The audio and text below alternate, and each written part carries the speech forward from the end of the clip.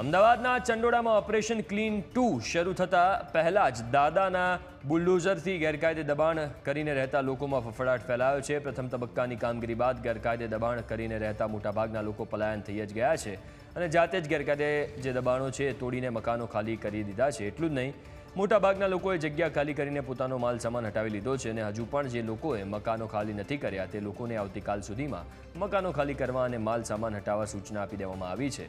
હાલ લોકો જાતે જ દબાણ કરેલો વિસ્તાર ખાલી કરી રહ્યા છે।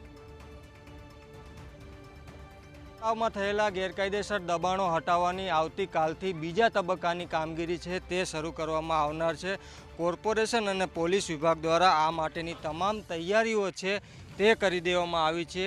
ત્યારે તમે અત્યારે જોઈ રહ્યા છો કે જે પણ દબાણ કરનારા લોકો છે, જે લોકો ગેરકાયદેસર મકાનો બનાવી અને રહેતા હતા તે લોકોએ જાતે જ પોતાના મકાનો છે તે ખાલી કરી રહ્યા છે। મહત્ત્વનું છે કે પ્રથમ તબક્કાની જે દબાણ હટાવવાની કામગીરી કરવામાં આવી તેને લઈને જે લોકો અહીંયા દબાણ કરી અને રહેતા હતા તે લોકોએ ડરના માર્યા તેમના જે મકાનો છે તે મકાનો મોટા ભાગના લોકોએ ખાલી કરી દીધા છે અને જે લોકોને હજી મકાનો ખાલી કરવાના બાકી છે તે લોકો પોતાનો માલ સામાન સહિતની જે વસ્તુઓ છે તે હટાવી રહ્યા છે।